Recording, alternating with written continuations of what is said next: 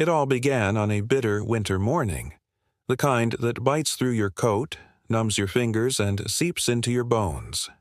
The sky was a dull gray, heavy with unfallen snow. Anna stood at the top of the stone steps of the mansion she had once called home, the place where she dreamed, loved, and gave everything.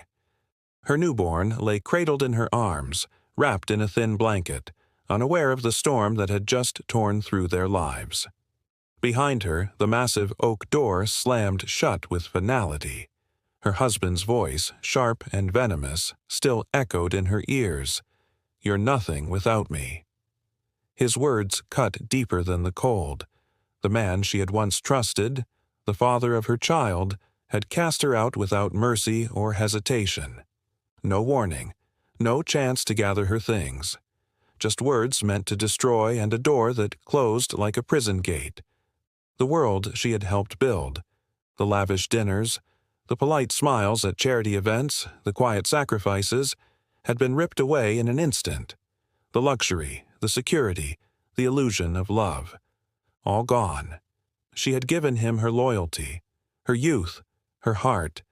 And now, standing on the front steps with a baby in her arms and the snow beginning to fall, she had nothing. Nothing but a child and a shattered soul. She walked down the driveway slowly, her boots crunching against the gravel, unsure of where to go. Every breath formed a cloud in the air. She clutched her baby closer, shielding him from the cold wind. The mansion grew smaller behind her, its towering windows glowing warmly, as if mocking her. The place was no longer hers. Perhaps it never truly was. By nightfall, she found herself sitting on a cold metal bench in a nearly empty bus station. The fluorescent lights above flickered with a dull hum. People passed by without a glance, their eyes focused on their phones, their minds elsewhere. No one stopped. No one asked. To them, she was just another tired woman, another burden they didn't want to carry. Her coat was thin. Her fingers were stiff. Her baby stirred gently in her arms, pressing his face into her chest for warmth. She rocked him slowly, whispering lullabies through trembling lips. She didn't cry loudly. No. Her tears fell in silence, hidden in the shadows of the station. She didn't want her baby to wake to the sound of broken dreams. She looked at the timetable on the wall. Buses to places she'd never been, towns she'd never heard of. But it didn't matter. Anywhere was better than here. Anywhere was better than being unwanted. Her thoughts swirled with fear. How would she feed her baby? Where would they sleep tomorrow? Was she strong enough to do this alone? But even as her heart ached, something inside her refused to break. A small voice, faint but present, whispered, "You will survive." For him. And so, in the quiet of that desolate station, surrounded by strangers and silence, Anna made a promise. To her baby, to herself, that no matter how hard it got, she would never give up. She would rise. She would fight. And one day, this night, this terrible soul-crushing night, would be nothing but a memory. Weeks passed. The days blurred into one another, each one starting before sunrise and ending long after dark. Anna had managed to find temporary shelter in a local community center, a small shared room with creaky bunk beds and dim lighting. It wasn't much, but it was warm and it was safe. That was enough. She took a job at a nearby diner, washing dishes, wiping tables, and sometimes waiting on the early morning rush. The hours were long, the pay minimal. Her hands were constantly red and raw from hot water and harsh soaps, and by the time she finished her shift each evening, her feet throbbed from standing for hours without rest. Yet not once did she complain. Not out loud. Her child, now a few months older, beginning to smile and recognize her face, gave her the strength to endure. Each night, after putting her baby to sleep in the cot beside her bunk, Anna would pull out her old spiral notebook, the edges worn, pages crinkled, and begin to write. Her handwriting danced across the paper with ideas, recipes, sketches of food stands, lists of ingredients, dreams of something better. She wrote on napkins during her break at work, on receipts in the bus, even in the margins of church bulletins she picked up from the community center. She had no proper tools, but she had vision and hunger, not for food, but for change. The world had been unkind to her. It had stripped her of comfort, of love, of everything she once thought permanent, but it had not taken her will. That remained, and she clung to it fiercely. Each obstacle, the occasional threats of being removed from the shelter, the nights she ran a fever while still showing up to work, the days her child cried from hunger before she could afford formula, tested her resolve. But she never broke. One morning at the diner, as she served coffee to a regular customer, an elderly man with a kind face and tired eyes, he asked her why she always carried a notebook in her apron. "It's nothing," she said with a polite smile. "Just dreams that probably won't come true."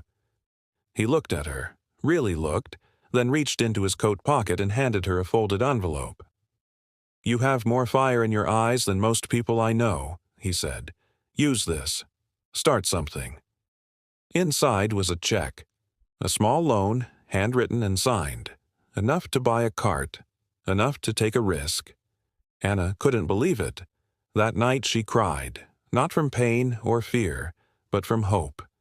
For the first time in a long while she saw a glimmer of light ahead. Within weeks she bought a modest food cart and painted it herself. She started selling homemade empanadas and soups using her grandmother's old recipes. Food she had once made for her husband, now served with love to strangers. She set up on a busy corner near the train station, braving the early cold and late nights. At first, people passed by, but soon the smells of warm bread and savory spices began to pull them in. Word spread. She smiled at every customer, remembered their orders, thanked them like they were family. Her food, once a quiet passion hidden behind closed doors, now brought warmth and joy to those around her. Lines began to form. Locals came during lunch breaks. Office workers brought their friends. Even nearby restaurants sent staff to see what the buzz was about. Anna didn't feel like she'd made it, not yet, but she no longer felt invisible, no longer powerless. She had built something with her own hands, out of pain, out of love, out of sheer will. And that was just the beginning. 3 years had passed, but it felt like a lifetime. The corner where Anna once sold empanadas from a tiny cart was now home to something far greater, her very own restaurant. Warm lights glowed through the tall front windows. Laughter and the clinking of silverware filled the air, and the scent of fresh bread and simmering spices drifted onto the street, pulling people in before they even reached the door. Inside, the walls were decorated with photos of her journey. Her first food cart, handwritten recipes, even a blurry snapshot of her holding her baby on that freezing winter night. But now, the woman in the kitchen didn't look like the one from those old images.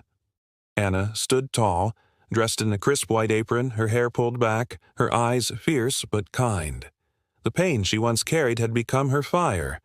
Confidence wasn't a show anymore. It was her truth, her armor. Her son, now a bright-eyed toddler full of energy, ran through the tables giggling, waving at customers who had watched him grow from behind the counter. He didn't know hunger. He didn't know fear. He only knew that his mother was someone strong, someone unstoppable. Across town, in a quiet living room filled with silence and regret, a familiar face stared at the television screen in disbelief. Her ex-husband, the man who had once slammed a door in her face and left her on the street with a baby and no future, now watched her being interviewed on the evening news.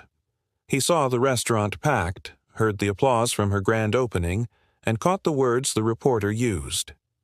A true story of resilience, a woman who built something out of nothing and inspired a city in the process. But Anna didn't think about him anymore. She didn't need revenge. She didn't need validation. Her victory was never about proving him wrong. It was about proving to herself and to her son that they were more than what had happened to them. That night, after closing time, she carried her son upstairs to their small but beautiful apartment above the restaurant. She tucked him into bed, brushed a curl from his forehead, and kissed his cheek. "We made it, baby," she whispered. "We made it." And this time, the tears in her eyes weren't from sadness. They were from gratitude, from pride, from joy that she had once only dreamed of. Her story isn't just fiction. It's a reminder that strength is born in struggle, and that even when the world turns its back on you, hope can still lead the way. If Anna's journey moved you, share this story. Let someone else know. It's never too late to begin again.